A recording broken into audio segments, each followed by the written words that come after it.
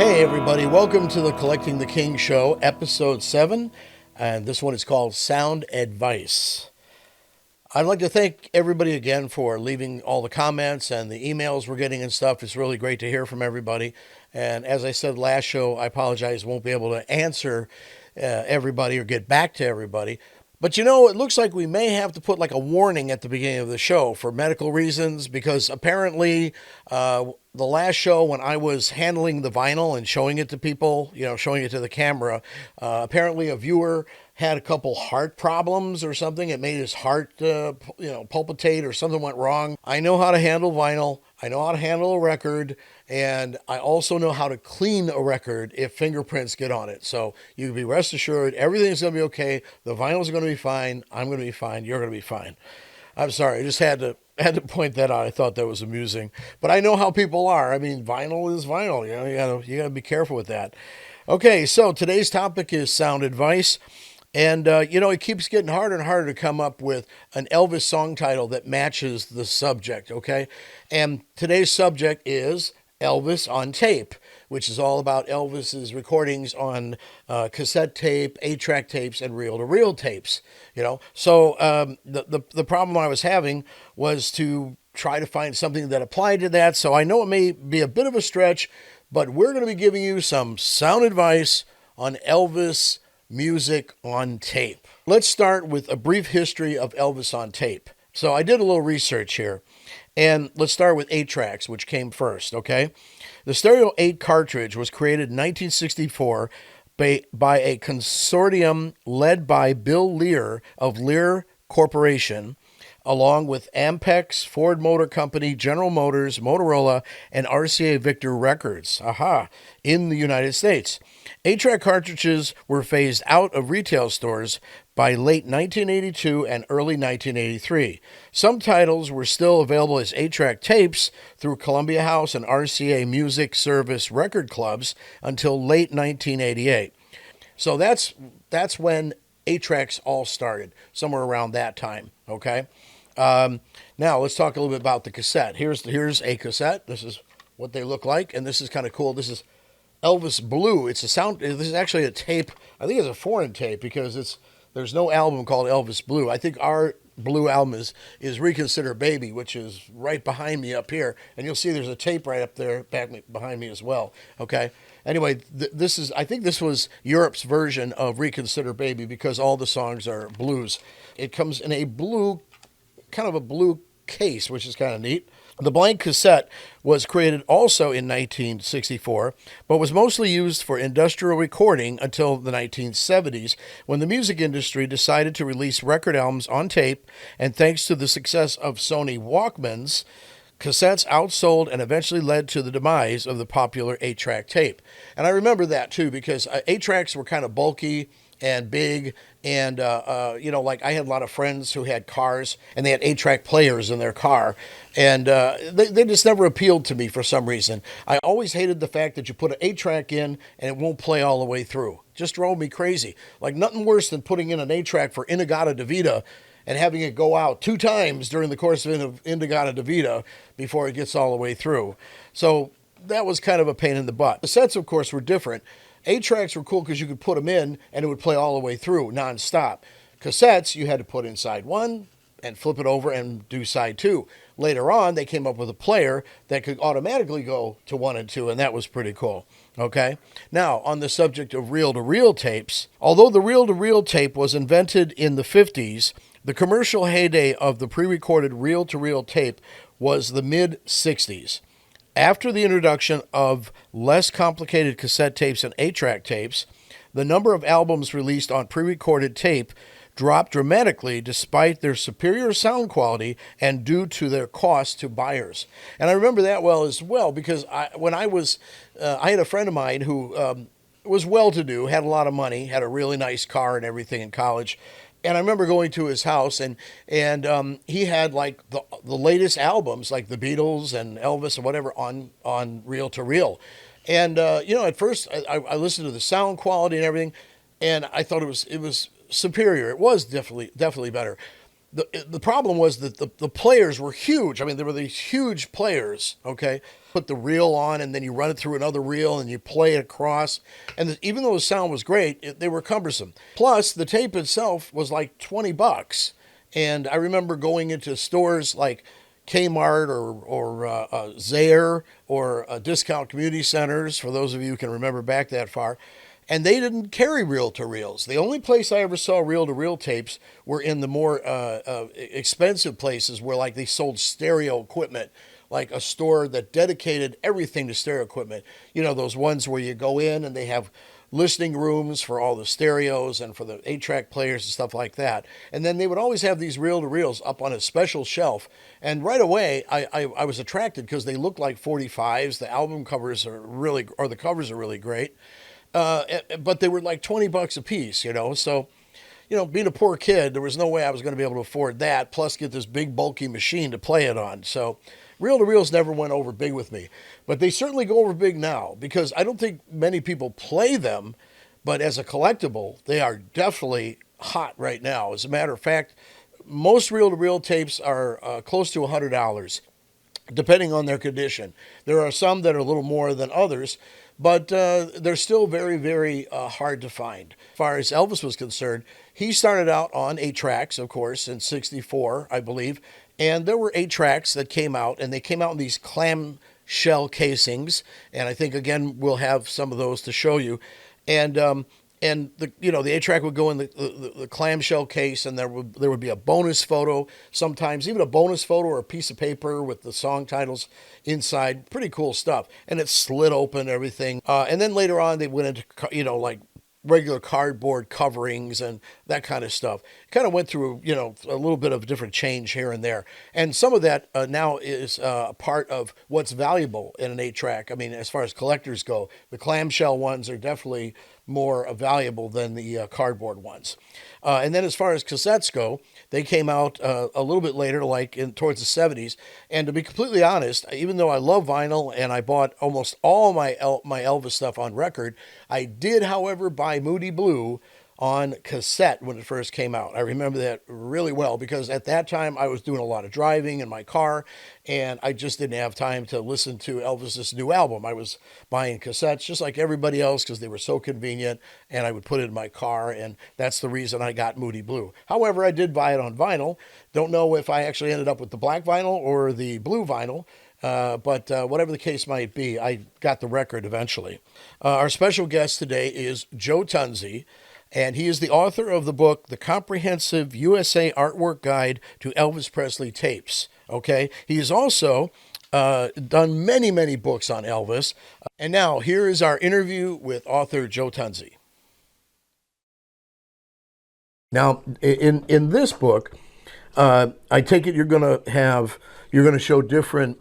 Are you going to show any covers that were thought like they were going to do and then they didn't do it? Like you know how Moody Blue, Jerry Osborne had found the original slick. We do have some mock-ups that did not get approved for the final. Mm-hmm. So you will see some of those in the book to answer your question. Not many, a few. Okay. Well, will it show, like, for example, will you be able to show every reel-to-reel and every 8-track to the best of your knowledge? Everything will be in the book. Okay, because I co-author the book with Jerry Preziana, right? And one of our biggest struggles is accuracy, right? Trying to keep up with everything, and there's going to always be somebody out there that's going to go, oh, you missed this or you missed that or whatever.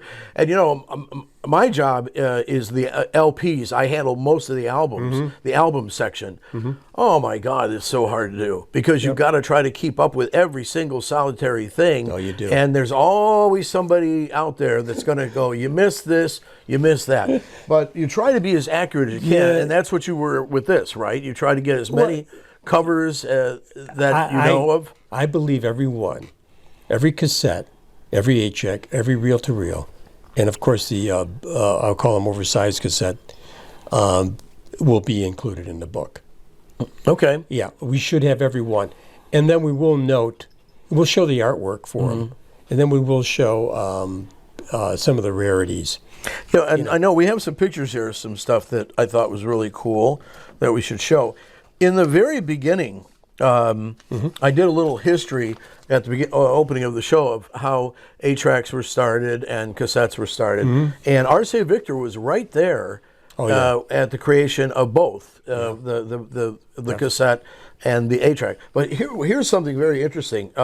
Way back when, these things were actually, this is a picture of a cassette right here of GI Blues, okay? And this thing is huge. Yeah. This is what a cassette used to look like when they first put them together. And was it because they used a thicker tape, right? They didn't they couldn't go down to the smaller tape. Is that what it was? Actually, these tapes, from what I gather, if you look at the speed size, it's 3 3/4. So the tapes, the reel-to-reels were 7.5. So I thought that RCA invented this tape due to the fact that you didn't have to flip it over.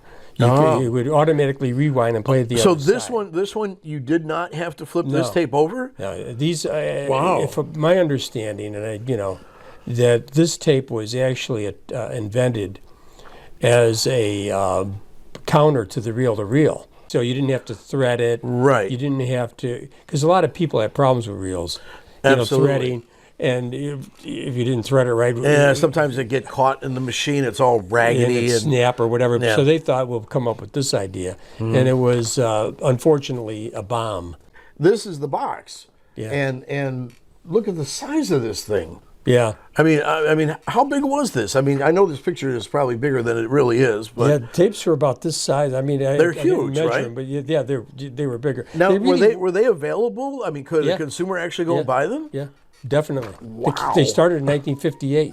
And then GI Blues was released. Elvis's Back was the first one, which came out in 60. And then GI Blues came out, and then Blue Hawaii in 61. There's a back of the box here. If you look at that side panel on that box, it looks just like the reel-to-reel. In the front, there you go. Yeah, we're talking about the side here. That would be like the reel. Would kind of look like the side of the reel-to-reels, Exactly. right? The way they had it. Okay, and here's...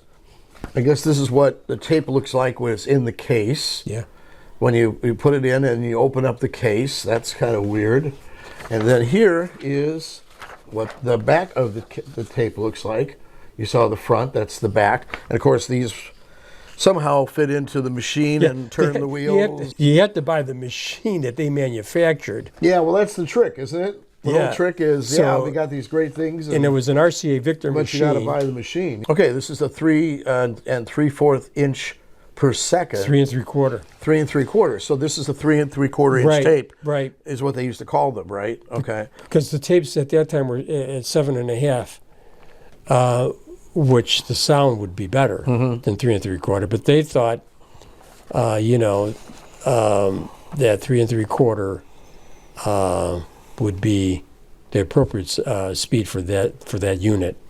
And then it's funny because 3 3/4 would come out on reel-to-reel. Yeah, because reel-to-reel they stopped making the 7.5. It was in two sizes, right? Right. 3 3/4 inch, and then there was another size. I can't remember the other one. Yeah, 3 3/4. Yeah. So this was kind of their answer to it. And but this came out, I take it, before the 8-track, right? Or was this around the time? No, this came out. This was first. I think I remember reading that. Right. And then the 8-track was invented, and of course it was smaller, more compact. Probably late 64, 65. We'll get the exact date in the book, but they were released simultaneously. Not all of these, but I think a good 20, 15 to 20. We'll figure it all out when the book comes out, but I'm pretty sure, again, these were released in bulk with Elvis Gold Records as the lead for the new 8-track that was coming out. They did, the reels that came out, the first reel was Elvis's Back, and that was 1960. And they kind of released those simultaneously with the album. But when they introduced the new medium of 8-track, they came out with a bulk release. The Frankie and Johnny and Something for Everybody. I've never physically seen that one. I've seen pictures of it. Yeah. I've never actually seen it. What happened was they would have these double feature, like 2 LPs on one 8-track, and they did it with How Great Thou Art, His Hand in Mine, right? And then there was Blue Hawaii and Potluck. Yep. GI Blues, Elvis's Back, and then Frankie and Johnny and Something for Everyone. Yeah. And another surprise Couldn't too figure is, that one out, but Frankie and Johnny, it bombed so bad. I mean, it was out for like, what, half a year and then got deleted. Frankie and Johnny came out, they really pushed it on 8-track because it came out in the clamshell, which is the hard case. Those are the first issues of all the 8-tracks came out in the hard case, the clamshell case. And then they went to the window box, or not the window box, but they went to the cardboard box with the picture on it, and then the window box where it was just... and let's talk about that for a minute. When the first 8-tracks, when you say clamshell, for those of you who don't know, that is like a plastic box like this. If I remember, because I had a few of them, you put the 8-track in this plastic box, and then there was a slip thing, like a thing that slipped over and closed it. A snap-on top. Right. And what was cool about those, if I'm correct, is sometimes they had a bonus photo. Yeah. I hope you like an Elvis spin-out photo. I hope you like the latest. I hope you like the latest new release. But yeah, it was a little mini spin-out bonus photo, which promoted the 8-tracks. What I really liked being a collector of Roustabout was that when I bought the Roustabout 8-track clamshell, there was like a bonus piece of paper promoting the movie. With who starred in it and who the producer was and directed by. Right. You know, it was a little piece of paper. It was an insert. Which would be the production of the movie, highlights. And then if you flipped it over, you have the song titles and stuff, which would be reminiscent of what was on the back of the... on the 8-track itself. Right, or right. the back of the... And so those were kind of cool, you know? Yeah. Now, wouldn't you say, from a collectible standpoint, if you're going to collect 8-tracks, the most valuable ones are the ones in the clamshell box. Now, what came after that? Then the cardboard box with the actual photo on the cardboard box. And that's the full cardboard box. Yeah. Because when later on, they didn't do it that way. They just had an RCA window box. This would be the cardboard box. And then this would be the window box. It's a box that goes around it and then the window to show what 8-track was in the box. Right. And this would be the, you can hold it up better than me. Okay. That would be like the clamshell. Right there. Okay, so the clamshell is like here. Yep. The clamshell would be here, and then the cardboard box. Cardboard and box. The box. At the end of the 8-track run, they were in the windows. Yeah, they were. So collectible-wise, folks, you want to get the ones in the clamshell box, which is plastic. The next one would be the full cover, where it's a cardboard cover that slips completely over the 8-track. Right. And then finally, these are cool, the window boxes, but probably not as valuable or desirable as the first two. I mean, one on eBay just sold for $700. Paradise Hawaiian style. Really? $700. Wow, for the clamshell Paradise Hawaiian style 8-track. $700. But I don't think anybody gets them to play. You know, I mean, people buy them because it's a novelty, right? It was around Vegas. If you'll notice right here, you've got from Elvis in Memphis and the '68 comeback. Right. So you can kind of see that's around the time that these came out, because it goes back in time, and it's, you know how RCA did their catalog LP things. It would come up to the latest release. Yep. So the latest release was from Elvis in Memphis. Right. Okay. So this is obviously when the cassette was first released, right? Actually, all those cassettes came out at one time, and they started in late '69. Okay. That's my thinking. I'm sure if I'm wrong, I'll get somebody who's going to correct me. Mm-hmm. But the facts are that through our research, we found that they did a select group of cassettes that were going to be the new medium, and they came up with all these cassettes at one time. So all of them, I think, that you see here were released simultaneously. And even up into the 80s, they were still making cassettes. And, they're cool. They're kind of cool. You open them up, and you got your little thing in here. It tells you about the songs and the times and the dates. And then you got your tape.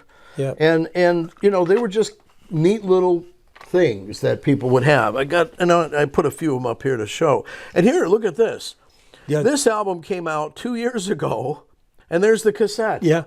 So RCA actually put this out in three mediums. They put it out as an album and a CD and a cassette. Yeah. So cassettes are still around. The CD, 1985, Okay, and then cassette started to phase. Mm-hmm. But when you think about the cassette pre-85, those are analog. Mm-hmm. Those tapes are analog. The CD, digital. So if you want to do a comparison even today and take a CD, and, I'm talking about on a not on an expensive hi-fi stereo system. Okay, with a high-end cassette deck and a high-end CD deck. Mm-hmm.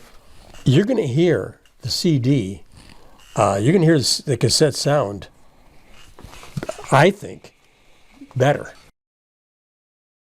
There's no denying reel-to-reel. Mm-hmm. I mean, if you get a reel-to-reel, that's 7.5. Yeah, it's the best, without a doubt. There's no comparison. Mm-hmm. No matter what they do. Now they have helped in manufactured CDs now, where they try to get as close as they can, to what the album sounded like originally, or to what a 7.5 tape may sound like, they've succeeded in some cases. Yeah, and there's no doubt, sorry for interrupting, but there is no doubt that the sound quality is better on a reel-to-reel. And I think it has something to do with the width of the tape, Yep. The speed that it's recorded at. And I had a friend of mine who had reel-to-reels. Yeah. And he had nothing but. So he was heartbroken when they stopped. Mm-hmm. So speaking of reel-to-reels, to give everybody an idea, of course, in the middle of the book, you'll see there's some reel-to-reels there. There's Kissin' Cousin, Something for Everybody, and Elvis in Concert. These also, too, they had these things here where they could do 2 albums on one. Yes. All right. So here's another case where they did Elvis for Everyone and Paradise Hawaiian Style on one reel-to-reel. And, of course, these albums, the songs on these albums were so short. And here is also another, and I'm not sure what the difference is between these two. Maybe you can tell me. They're different colors. Okay, yeah, they were done in different colors, which is rare. Yeah. So this cover here was in a blue, and this is the same release, except it was in a yellow box. Yeah. So, for collectors, you might want to try and find the blue one, because I always see the yellow one. They didn't do that much. I think that was the only time they ever did. These are believe it or not, these are fairly common. I've seen this combination around those quite are a bit. Now, you want to talk rare, Elvis in Concert. Yeah. I mean, holy cow. This wasn't reel-to-reels going out at this time? A company who was trying to save it.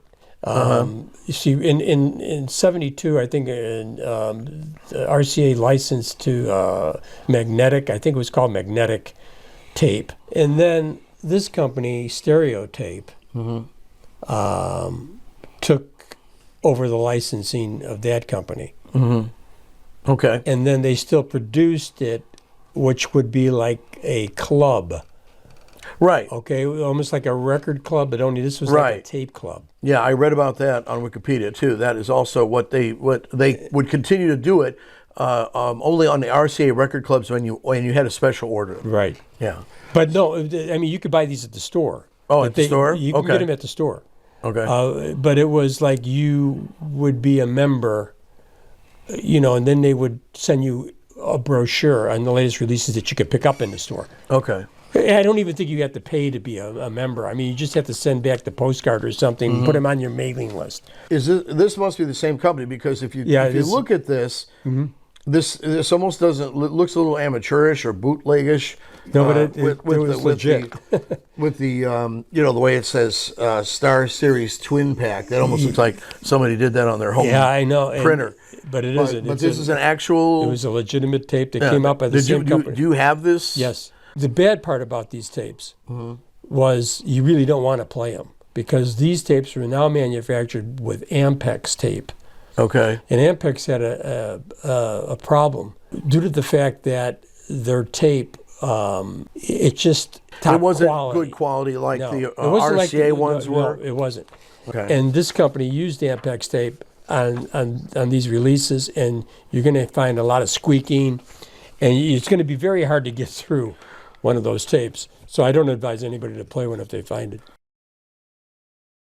I think we have some rarities here we want to show. So here's an example. Maybe you could explain what this is. This is That was a mock-up. artwork or mock-up for the That was a mock-up for 8-track or the cassette? No, 8-track, recorded live on stage in Memphis. Okay. The mock-up, and they're actually singling out the Memphis Mid-South Coliseum logo. You see somebody drawing in there, probably to make sure it got approved. Didn't you also say that there was the talking one?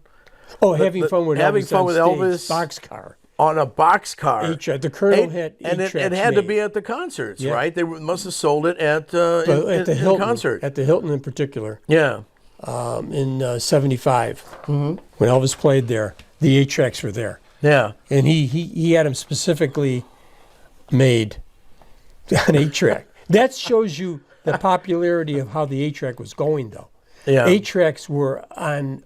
If you look at Billboard in the 70s, they list LPs, 8-tracks, and cassettes. I even think they had reels for a short time.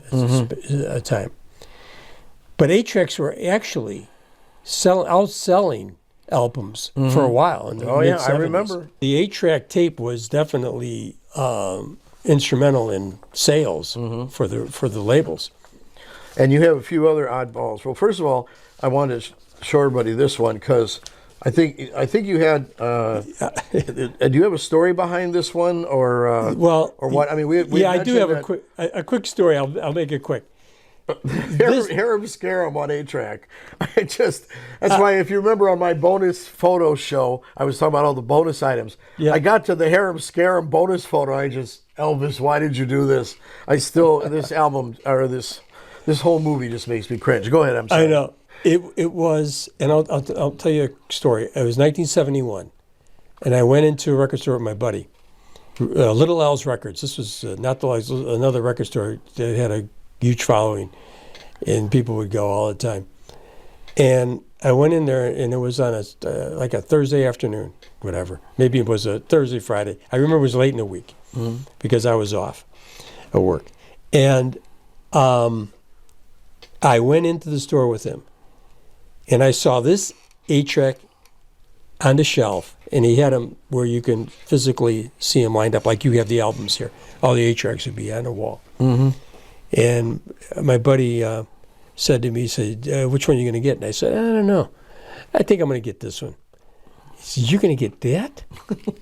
And I said, yeah, why? He said, man, look at me. I'm telling you, it's a soundtrack, you could get this. And next to it was his hand in mine. And I said, all right, I'll come back for that. I'll come back for Harem. And I bought his hand in mine. Okay? Little did I realize, I went back a week later without him around, I'll go back and get that 8-track. The following week, I was off. And then I went to look for Harem. It was gone. It was gone. And I said, I'll find it someday. Never found it. Always kicked myself for not buying that Harem Scarum. But you got it now. I got it now. Yeah. Okay. It took me, and it took me, and that was probably 1971, and I just got that about a year ago. And the funny thing on that, now this 8-track came out, this is like they did the albums. This is a red complete box. Yeah. It's not the open box. But this is glued. That's is that really glued over it? It's glued over onto the box. Okay, so let me kind of point that out again. So basically, you see the red on the sides here. They actually took the Harem Scarum piece of artwork and glued it over the hole in the box. They did that with some, especially in Canada. When Canada did their releases, they used a 69 box, actually. If you look in back of that box, that's why I'm saying 69, it says 1969. It doesn't even say 19. So they must have had a supply of boxes. Wow. And they used those boxes and glued the cover on the front. Wow. I think that's probably the rarest Elvis item that you can get. As far as the 8-tracks? I think that 8-track goes with everything. LPs, reels. As far as rarity? As far as rarity. Okay. I mean, but the key to it again is it has to have the cover glued over. Oh yeah. The red whole box. Yeah, because there was only they came out with one Learjet clamshell. Down at the bottom, there's even a number. Yeah. So that just goes to Yes. show they didn't just cut out a picture of Harem Scarum. No. They literally printed a picture the size Yeah, well, that's of the how box. that's how they manufactured 8-tracks. In particular, the year 1969, RCA did a series of 8-tracks like this with that red box and glued the album cover on top of and that. you don't know how many. Now, I don't know how many, but I know that not only did RCA do some here in the U.S., but also Canada was doing the same thing at the same time. Okay. Now, for this one, for Harem, it may have came out. It probably came out in 1969, the reissue. Wow. Okay. And it happened to still be at the store in 1971, and that's probably one of the reasons why it wound up, Wow, that's because it amazing. probably didn't, sell well. We all know, vinyl collectors all know about samplers. They've been around since the 50s. That's where an Elvis song would appear on a country western sampler or a pop sampler or whatever. Well, here on 8-track is a November 1970 sampler 8-track. Yeah. I'm trying to think. So this went to radio stations? I mean, were radio stations popping in 8-tracks? Sure. I mean, why would they do that when they have vinyl Well, and reel-to-reels? Why would they need to do that? It's interesting. I think it was also in-store samplers too. Mm-hmm. Okay, for people that were probably selling the 8-track units, more in particular, where they would have a sampler of all different songs on it, so they can play it in their store. Oh. Okay, that's basically. So what you I think this is more went to a store than a radio station? Yes. Okay. Now this to me I never understood, and maybe you could add some light to it. They had 8-track quads in the United States. Now I know about the quads overseas in Japan, like they did a lot of albums in quad, not just Aloha from Hawaii or Promised Land and Today. But this is American though. Right. I mean, this is a U.S. We did 8-track. Yeah, we did 8. And it says quad 8. Now how many of these did they do? 8. Are you serious? They did 8 quad 8-tracks? Yeah.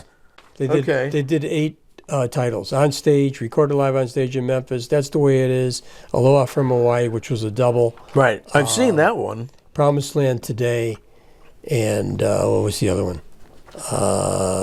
They were going to do Elvis Presley Boulevard.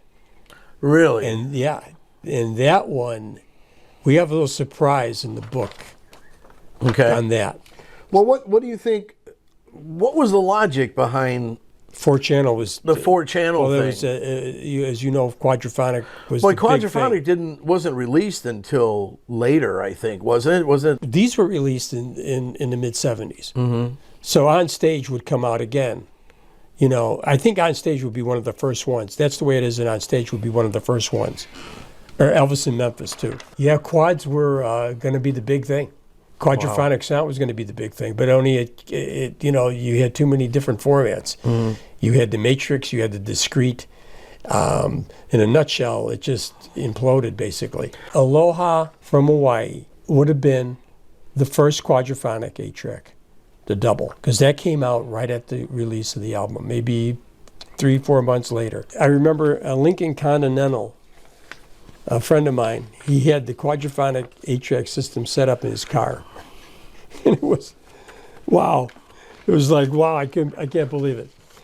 And you know what? And some of that, if you listen to some of that quadraphonic, I still think, I don't know how it did not succeed. I guess they just didn't have they had too many different formats. Like I said, Matrix, Columbia had Matrix, RCA had discrete. You had to buy too many components. And back then, it would have cost you a couple of grand. Yeah. Just to get into a good, decent quadraphonic system. I'd like to thank Joe Tunzi for joining us today on the Collecting the King show. And don't forget to pick up his new book, which is called The Comprehensive USA Artwork Guide to Elvis Presley Tapes. So in closing, again, I want to remind everybody, subscribe. Please. We really enjoy doing the show for you. And if you enjoy the show, you can help us out by subscribing. And of course, the number of views helps and everything. As long as we know you want us to do the show, we'll continue doing it, and we're having a great time doing it, so please subscribe to the channel. Also, don't forget, my company, Sounds Good Records, is still in business. We are still selling vinyl and all kinds of stuff related to Elvis Presley, memorabilia and stuff. So if you're looking for something, be sure to send me your want list at collectingtheking@gmail.com, which is right here in front of you. And send me whatever you have that you're looking for, and I'll check my inventory to see if we happen to have it. So everybody, thank you for joining us. I hope you enjoyed the show. I am Robert Alaniz. This is the Collecting the King show, and I am out of here. Oh no!